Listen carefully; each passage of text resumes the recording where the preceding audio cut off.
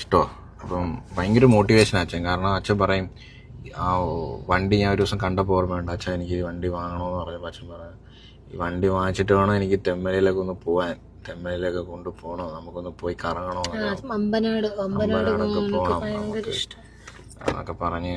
പിന്നെ അച്ഛനിൽ ഞാൻ കണ്ടൊരു ഭയങ്കര ക്വാളിറ്റി എന്ന് പറയുന്നത്, എവിടെ പോയാലും അവിടുത്തെ അറിയാത്ത ആൾക്കാരാണെങ്കിൽ പോലും അവിടെ ആയിട്ട് അച്ഛൻ കൂട്ടാവുകയും അവരായിട്ട് നല്ലൊരു കോണ്ടാക്ട് പിന്നെ ഒരു ഫ്യൂച്ചറിൽ വെക്കുകയും ചെയ്യുന്ന ഒരു വ്യക്തിയാണ്. ഇപ്പൊ ഹോസ്പിറ്റലിൽ പോയപ്പോൾ തന്നെ എനിക്ക് അവിടെ ആരെയും അറിയത്തില്ല.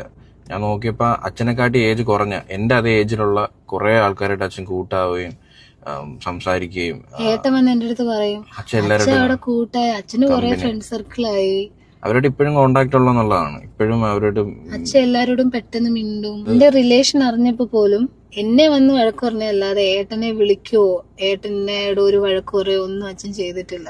അങ്ങനെ എന്റെ അടുത്ത് ഒന്നും സംസാരിച്ചിട്ടില്ല. അതായത് എവളെ ഒരു വാക്കിന്റെ ഒരു വിശ്വാസം, എന്റെ ഇഷ്ടങ്ങള് എത്രയായാലും പണ്ടൊക്കെയായാലും എന്ത് പറഞ്ഞാലും അച്ഛൻ അത് സാധിച്ചു തരും. ആദ്യം ഇല്ല എന്നൊക്കെ പറഞ്ഞാലും അച്ഛൻ അവസാനം സാധിച്ചു തരും. പിന്നെ ഞങ്ങൾ കരയുന്ന അച്ഛന് ഇഷ്ടമല്ല. ഞാനായാലും മീനുമായാലും അമ്മയായാലും കരയുന്നത് അച്ഛന് സഹിക്കാൻ പറ്റത്തില്ല. അന്ന് തന്നെ ഒരു ദിവസം ഫോൺ എന്റെ പിടിച്ചു വാങ്ങിച്ചു വെച്ച് ഇതറിഞ്ഞു.